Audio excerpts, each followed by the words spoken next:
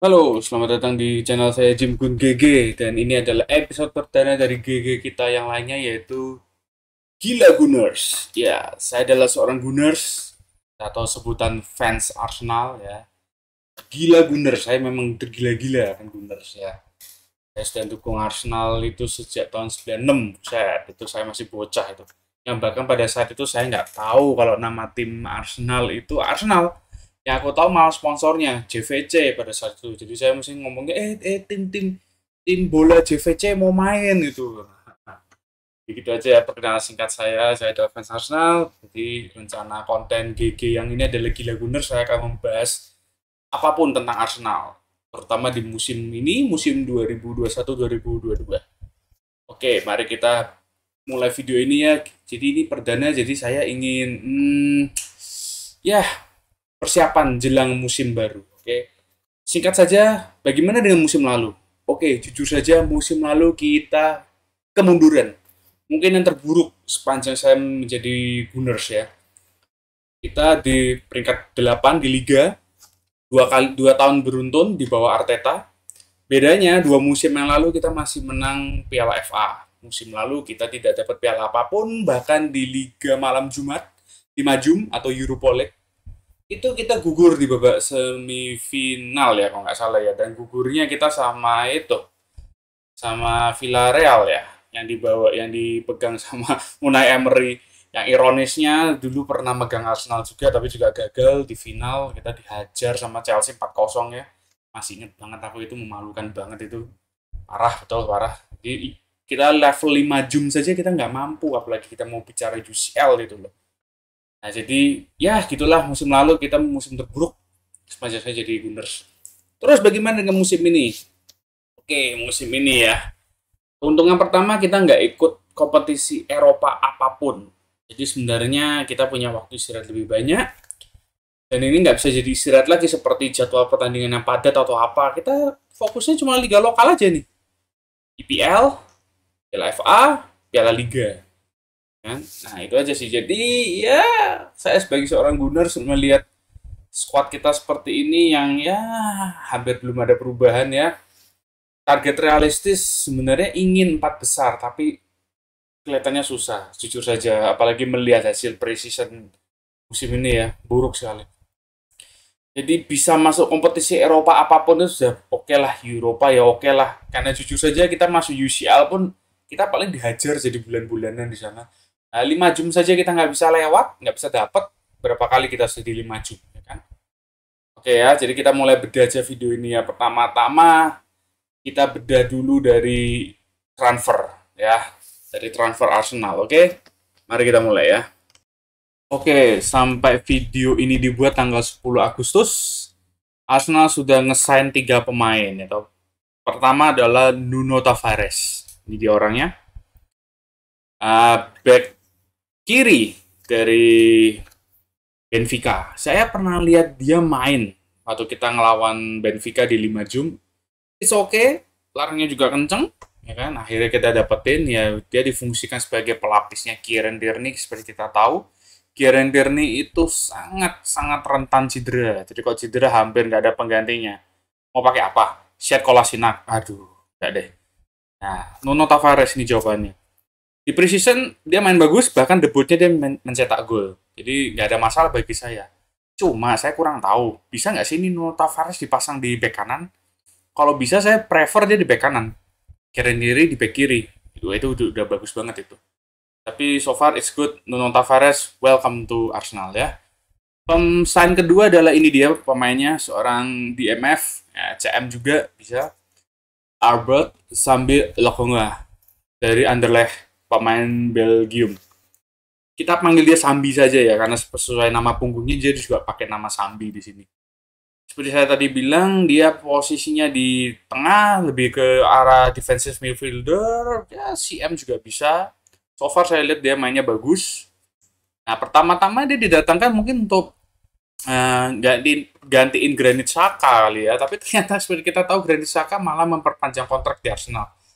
Dan Thomas Partey sayangnya cedera pada saat pertandingan persahabatan lawan Chelsea kalau nggak salah itu.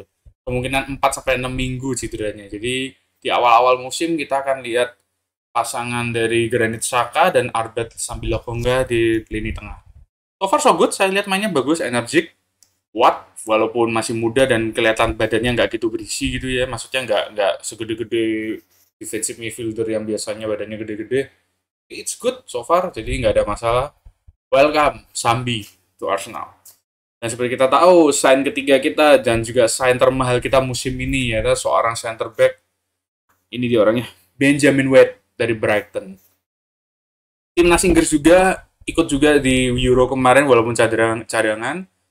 Mainnya saya lihat bagus. Kita pernah sering ngelawan dia di Sheffield United. Dia juga pernah sempat dipinjamkan ke Leeds United, di mana Leeds United itu promosi juga salah satunya berkat dia karena defensifnya bagus. So far saya lihat mainnya oke, walaupun hasil precisionnya tidak begitu bagus dan cukup mengecewakan, tapi so far it's okay, it's good.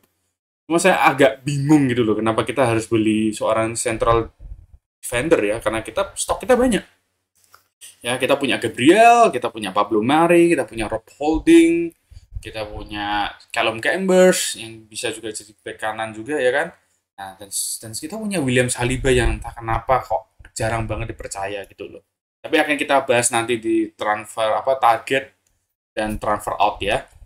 Nah, jadi begini jadi sampai video ini dibuat baru 3 ini dan saya berharap bisa 2 sampai 3 pemain lagi untuk masuk ke dalam Arsenal, oke? Jadi sekarang kita lihat target-target Arsenal, oke? Mari. Oke, mari kita ngomongin target ya dari posisi paling belakang sampai ke depan.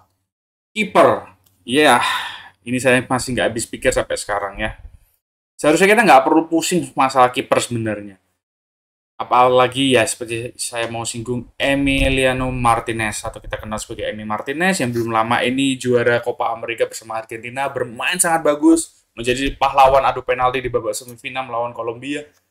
Nah, ini yang aneh. Jadi 2 musim yang lalu itu Leno cedera ketika bertanding melawan Brighton oleh Maupay kalau nggak salah ingat. Terus Martinez masuk dan sejak saat itu mainnya bagus banget. Bagus banget. Dia juga salah satu yang bikin kita bisa juara Piala FA ya. Nah, seharusnya di posisi kiper di sepak bola itu memang paling kompetitif karena cuma ada satu posisi itu di lapangan kan. Kalau saya jadi Arteta, sayangnya saya bukan. Tapi kalau saya jadi pelatihnya, saya akan memberikan posisi utama pada Martinez dan Leno jadi cadangan. Karena berdasarkan performa, it's good, ya kan? Nah, memang kompetitif mau gimana? Nggak ada aturannya kalau dalam kamus saya ya. Kiper utama cedera, sembuh langsung auto in. Dia auto in boleh kalau kiper cadangannya kita mainkan performanya buruk. Tapi ini performanya bagus, si Martinez sangat bagus malahan.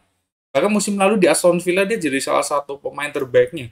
Salah satu kiper terbaik Liga Inggris dan jadi kiper terbaik di Copa America. Kurang apa coba kan? Sayang banget kan Arsenal. Bodoh memang manajemennya Arsenal. Seharusnya perpanjangan kontrak, kasih posisi utama, Leno posisi kedua. Itu kompetitif dong ya kan. Nah sekarang kita lihat. Sekarang Leno kiper utama. It's okay. Leno itu juga kiper bagus ya kan. Nah akan lebih bagus kalau kita punya 2 kiper yang sepadan gitu loh. Sekarang kita lihat buktinya. Musim lalu kita mendatangkan Ronaldo ya kan. Waduh mainnya jelek banget. Kayak anak baru belajar sepak bola gitu loh. Mainnya buruk di 5 jam juga blunder. Jadi kemungkinan besar kita akan meminjamkan pemain ini. Terus gimana? Kita nggak punya kiper cadangan loh. Leno cedera terus mau pakai apa? Kiper akademi mungkin kan? Nah, tapi kita punya inceran nih. Yang pertama ini dia orangnya. Andre Onana, kiper dari Ajax, juga berasal dari Kamerun. Yang saat ini lagi diskors. Karena kebodohannya salah minum obat. Dia minum obat istrinya yang ternyata kategorinya hitungannya doping. Aduh, bodoh banget kan. Nah, jadi kalaupun Arsenal nge-sign kiper ini, kita nggak akan bisa pakai dia sampai bulan November kalau nggak salah. Hukumannya selesai. Dan itu pun nanti di awal tahun akan ada Piala Afrika. Jadi kalau kita nge-sign player ini, kita untuk jangka awal-awal kita nggak bisa pakai dia dengan semestinya gitu. Tapi menurut saya it's okay. Ini sebagai kiper cadangannya Leno, bagus. Dia di AS nggak bagus gitu loh. Nah, inceran kedua ini saya nggak habis pikir kenapa Arsenal bisa ngincer pemain ini dan malah kelihatannya mau diseriusi loh, mau dibit lagi nih, yaitu Aaron Ramsdale. Aku nggak paham bener. Mungkin kalian tanya semua fans-fans Arsenal lah. Mungkin ini yang paling paling bikin kita gagal paham gitu loh. Kiper dari Sheffield United degradasi. Dia juga pernah main di Bournemouth, degradasi juga. Buat apa sih kita ngesign kiper yang dua klub sebelumnya degradasi semua? Mau Arsenal degradasi juga gara-gara nih orang.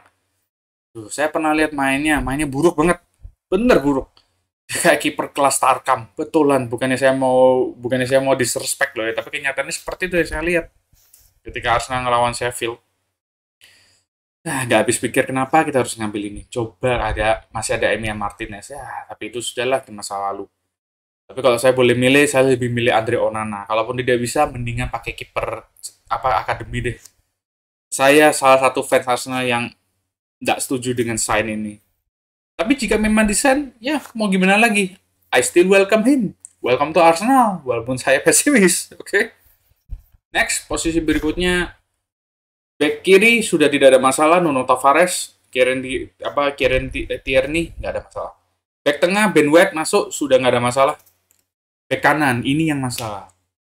Saya bingung musim depan ini mau pakai siapa. Hector Bellerin mainnya sudah jelek. Cedric Suarez juga angin-anginan. Ainsley Maitland juga nggak jelas posisinya. Jadi kita butuh bener-bener back kanan yang mumpuni lah, yang bener-bener oke lah. Kan? Target pertama kita adalah pemain dari Barcelona. Ini dia orangnya, Serginho Dest. Ya, dia main di Barcelona. Walaupun namanya Serginho, tapi ini dia pemain kebangsaan USA entah kenapa. Seperti kita tahu, Barcelona sedang dalam keadaan susah finansial ya, masalah dia. Bahkan pemain mega bintangnya Messi pun tidak bisa diperpanjang kontrak. Keluar secara free. Di-cut 50% gajinya pun tidak lolos regulasi finansial di Liga Spanyol. Jadi kenapa tidak Arsenal mencoba mengambil pemain ini? Hitung-hitung mengurangi beban mereka juga kan. Nah gitu.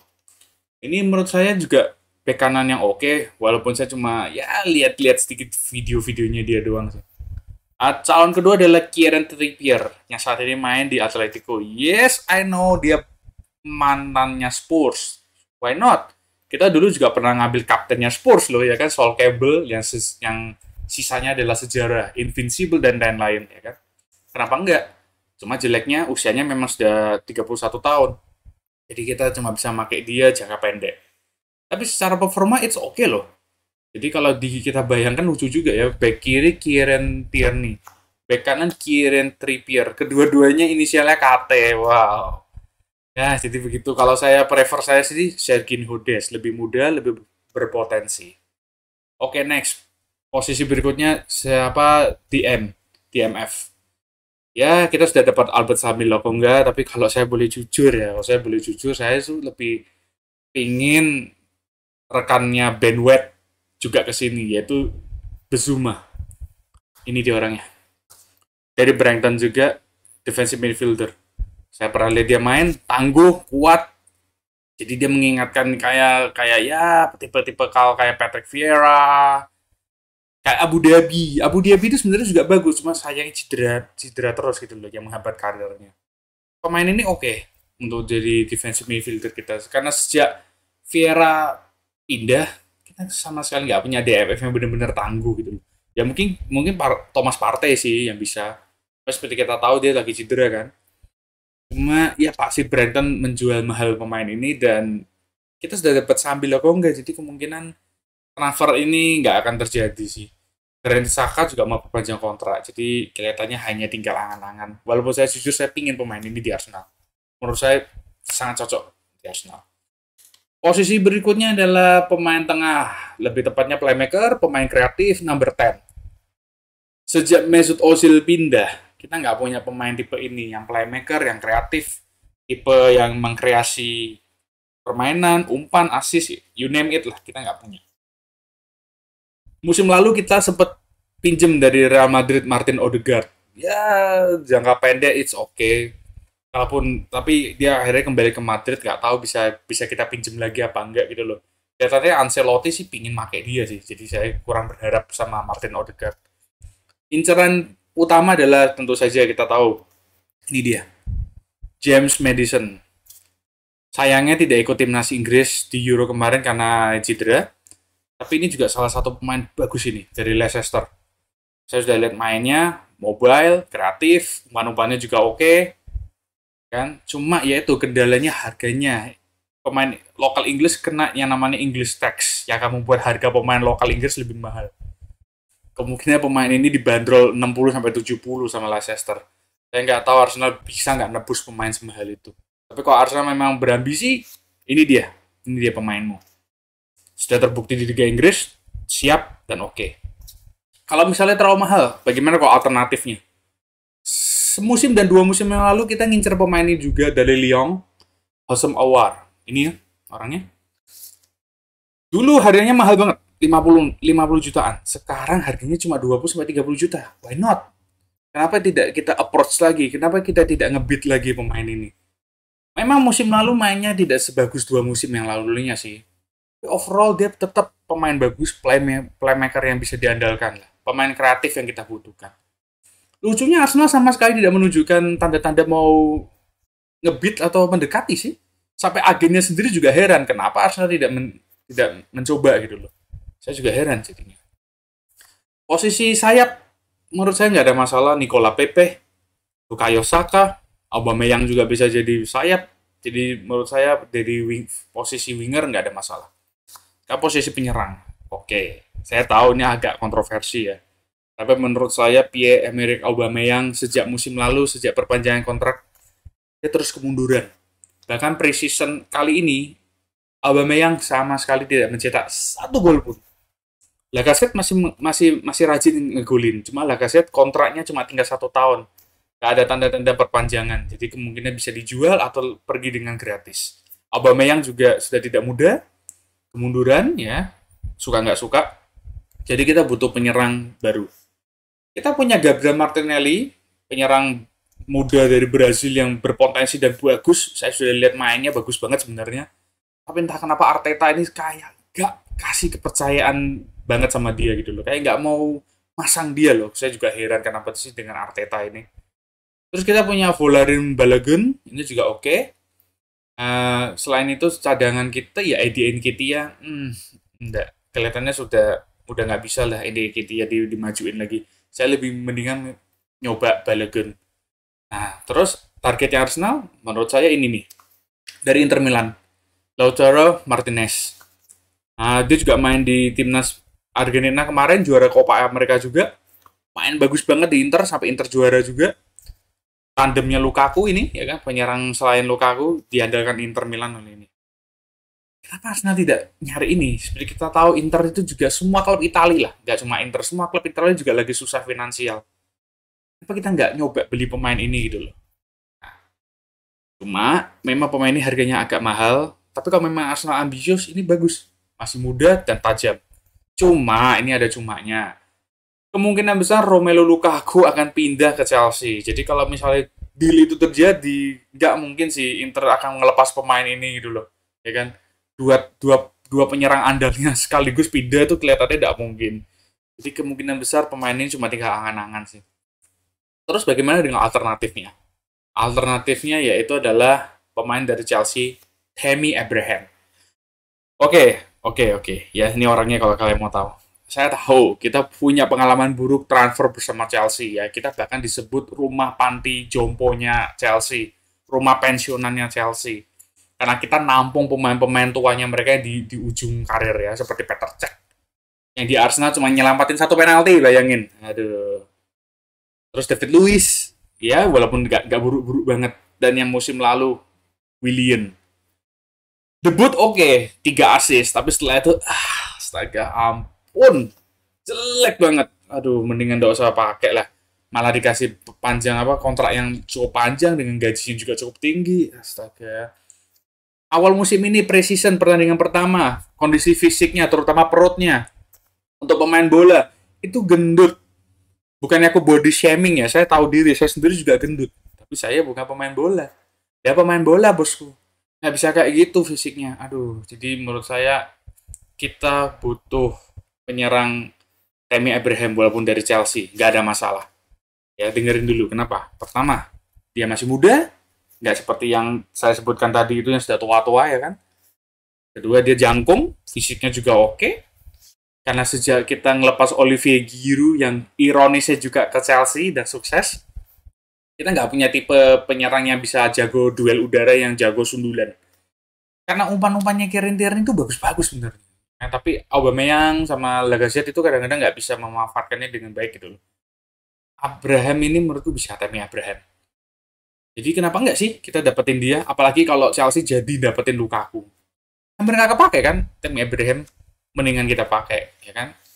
Nah, jadi gitu aja nih transfer-transfer rumor yang in nih dari Arsenal ya. Sekarang coba kita bahas transfer out dan beberapa menurut saya deadwood yang perlu kita keluarkan dari klub ini. Mari kita lihat.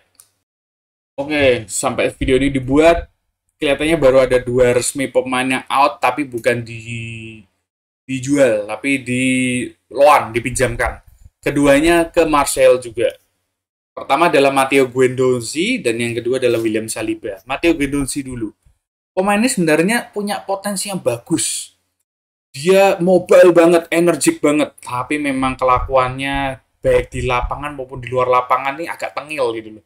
Ya kayak semacam Mario Balotelli-nya gitu loh. Susah diatur, rebellion. Yang untuk pemain muda sebenarnya bukan attitude yang bagus gitu loh. Tapi pemainnya punya talenta. Tapi saya rasa sih dia sudah nggak ada tempat di Arsenal. Arteta pun juga nggak suka sama dia gitu loh. Jadi kemungkinan sih ini di loan dan pada akhirnya akan dijual. Untuk Matteo Guendouzi saya ucapkan good luck. Ya, terima kasih sudah bersama Arsenal walaupun pendek, cuma musiman ya. Semoga kamu beruntung di sana ya. Yang kedua yang saya nggak habis pikir ini nih, yaitu William Saliba. Kita ngesign pemain ini mahal loh, 27 juta. Datang sebagai salah satu talenta defender terbaik di Liga Prancis bahkan. Nah, tapi kita malah pinjamkan. Terus ini dipinjamkan lagi. Alasannya Arteta, William Saliba belum siap, kurang jam terbang, dan harus dilawankan. Seriously? Kamu ngomong seperti itu Arteta? Ingat gak kamu juga adalah pelatih muda yang belum teruji? Ya kan? Kamu menjadikan Arsenal sebagai karir profesionalmu. Ya, aku tahu musim pertamamu kamu dapat Piala FA. Menurut saya itu beginner luck. Buktinya musim lalu hancur lebur kan? Nah, saya takutnya William Saliba ini nanti jadinya seperti Serge Gnabry, Emi Martinez. Begitu mainnya bagus, nggak mau perpanjangan kontrak, hilang kita. Kehilangan talenta lagi. Kan sayang banget kan? Nah itu, jadi 2 pemainnya sudah pasti out. Sekarang kita ngomongin Deadwood, ya kan? Pemain yang menurut saya lebih baik kita move on lah. Kita jual saja atau kita lepas saja ya kan. Kalau lepas sayang sih, yang penting bisa jadi duit. Oke, pertama adalah ini dia. Hector Bellerin. Pertama kali debut, bagus banget. Bisa saya bilang itu salah satu bek kanan terbaik pada saat itu. Tapi cedera demi cedera, terus performanya makin turun, dan kemarin belum lama ini di preseason ngelakuin blunder. Saya nggak paham dah. Rumornya Inter mau pemain ini. Kenapa nggak kita ajukan saja itu tukar tambah sama Martinez, sama Lautaro Martinez, Hector Bellerin plus duit, ya kan? Itu. Jadi berikutnya adalah masih di posisi defense, back kiri kali ini adalah ini dia, Sead Kolasinac, bro-nya Mesut Ozil, dan kebetulan juga lagi diincar sama Fenerbahce, tempat dimana Ozil bermain. Kenapa? Ya menurut saya mendingan move on lah. Jadi dia bisa reuni lagi sama Ozil, karena dulu juga sempat kan ada kasusnya yang mereka dirampok, yang Ozil sama Kolasinac mau dirampok, tapi Kolasinac itu ngelawan perampoknya. Badannya gede memang tuh Kolasinac itu. Nah, jangan macam-macam sama dia, tapi sayangnya permainannya juga awal-awal oke, tapi setelah itu turun terus. Jadi ya move on ya. Dan terus ada Ainsley Maitland-Niles. Saya nggak paham dia posisinya apa sih.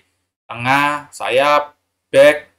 Pemainnya sendiri juga nggak paham dia mau dipasang apa gitu loh. Dia sih prefernya sih pemain tengah, tapi menurut saya sudah waktunya di Arsenal kayaknya sudah habis sih. Cuma saya nggak tahu ada klub yang mau minat dia apa enggak sih. Ainsley Maitland-Niles. Berikutnya Lucas Torreira. Kalau yang satu ini hurt bener-bener. Karena saya pertama kali lihat Lucas Torreira itu di Piala Dunia dan dia mainnya bagus banget bersama Uruguay. Waktu bertanding melawan Portugal aja tuh Ronaldo dikunci loh sama dia. Ronaldo nggak bisa apa-apa loh berkat Lucas Torreira ini. Pertama kali masuk Arsenal, wah hype bagus banget. Sampai dulu ada sebutannya dia adalah white Kante. Wih, Kante putih, apa nggak ngeri. Mainnya mirip Kante. Badannya juga mirip Kante. Kecil, mungil gitu, tapi mobile, maju mundur. Nggak ada capeknya.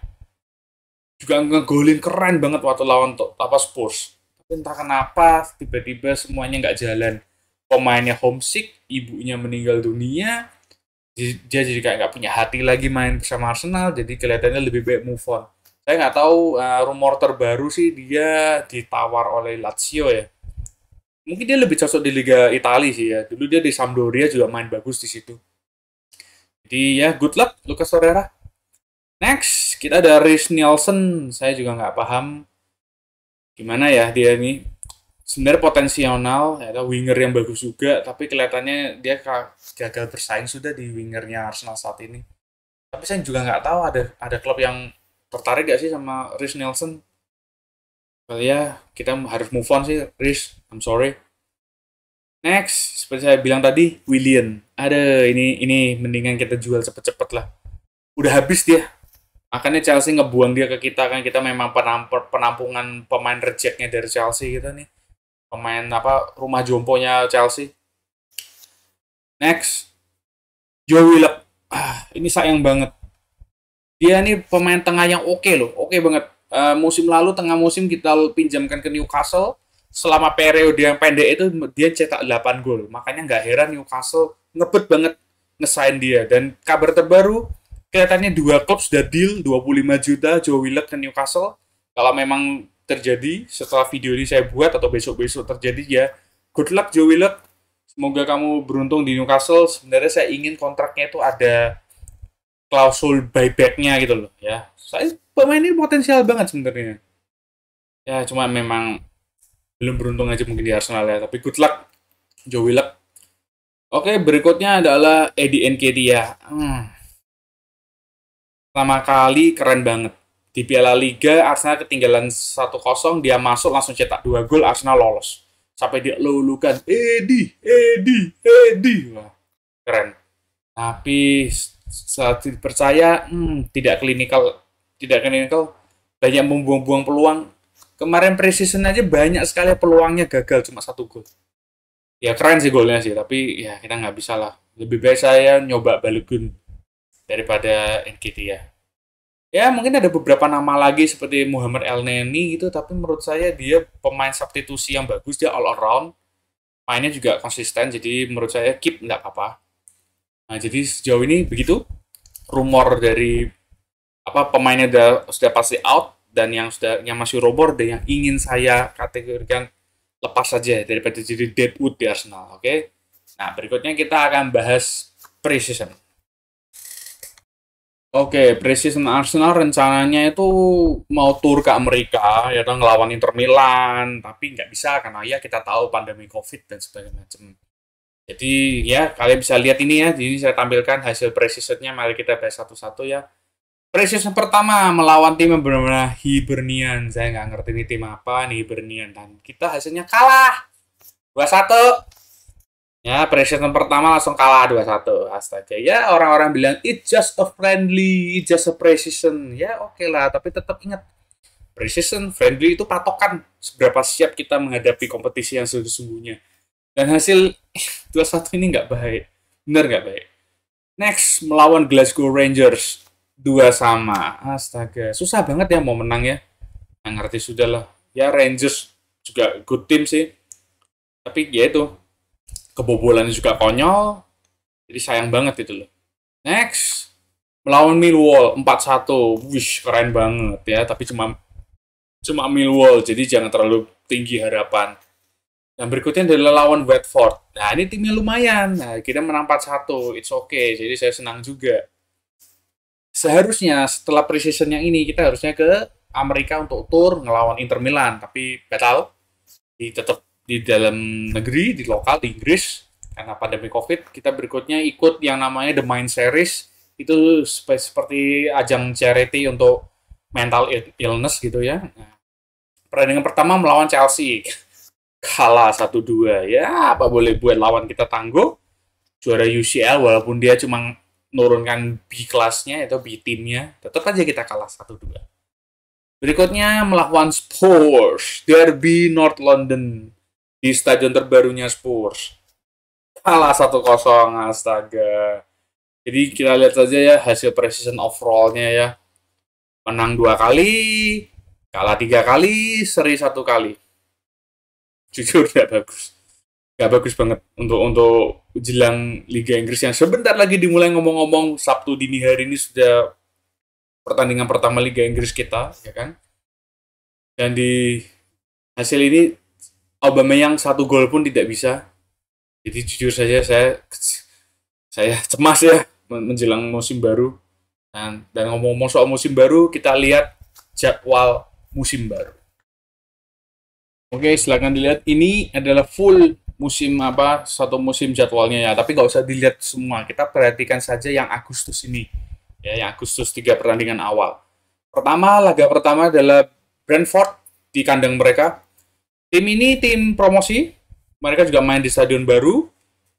Dan biasanya ya, tim promosi ini semangatnya meluap. Kan mereka lagi seneng banget ngelawan Arsenal lagi ya kan. Mereka di kandang lagi. Bagi mereka ini nothing tulus. Kalah pun tidak apa-apa. Menang pun wah mereka bisa hype. Tapi bagi kita ini penting.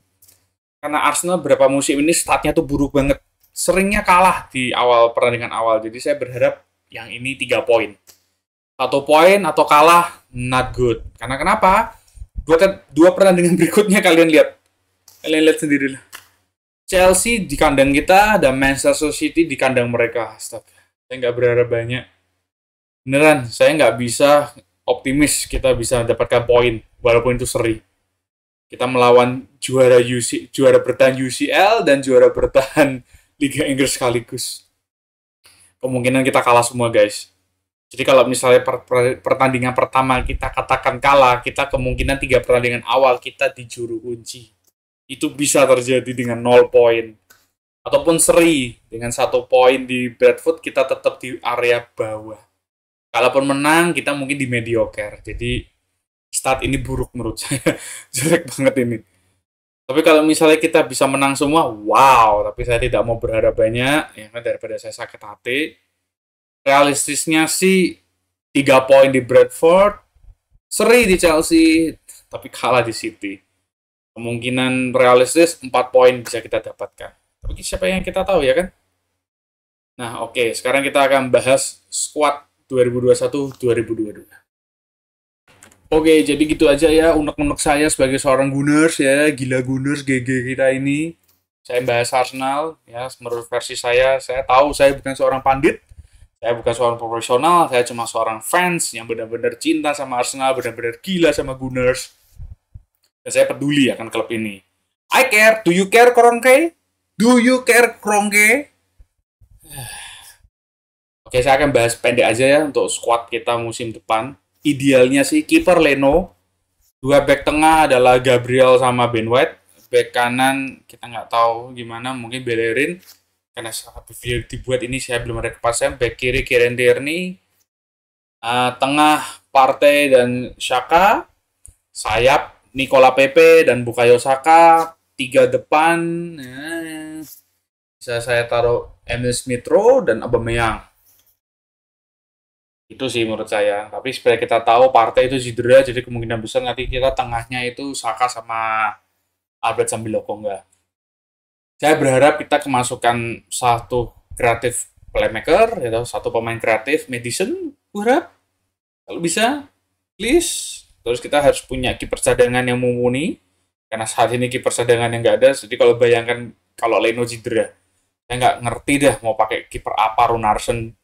Aduh, jelek. Mungkin kita pakai akademi aja lah. Tolonglah, jangan Aaron Ramsdale. Beneran, tolong. Aduh, kok bisa gitu loh. Ya, sampai di sini saja. Ya, sampai jumpa di pertandingan perdana kita Liga Inggris besok Sabtu dini hari melawan Brentford. Di kandang mereka. Saya juga akan mulai upload itu ya. Mulai GG yang ini, yang gila Gunners. Setiap selesai pertandingan saya akan memberikan opini saya, review saya, semuanya, emosi saya pada saat itu juga. Jadi masih kentara di pikiran pada saat itu juga ya. Saya bukan bermaksud menghakimi, saya juga nggak bermaksud sok tahu soal Arsenal. Ini murni dari sudut pandang saya sebagai fans. Karena saya peduli klub ini. Dan klub ini sudah seperti separuh jiwa saya ini. Ya seperti saya bilang tadi, I care, we care, do you care, Krongke. Oke, itu aja ya teman-teman ya. Terima kasih sudah nonton video ini. Maaf kalau kepanjangan. Beginilah unek-unek seorang gila Gunners yang teraniaya, terzolimi. Oke, gitu aja ya. Sampai jumpa di pertandingan perdana Liga Inggris kita berikutnya. Saya tutup dulu. Oh, saya lupa. Kalau kalian suka Arsenal juga, suka konten-konten seperti ini, ya silakan share, di like, di subscribe channel saya ini ya kan sebagai sesama Gunners. Kalau kalian melakukannya, terima kasih sekali. Kalian tidak melakukannya pun tidak ada masalah. Semuanya bebas. Oke, gitu aja ya. Sampai jumpa di video-video berikutnya. Saya tutup dulu, lubang ngintipnya. Bye-bye.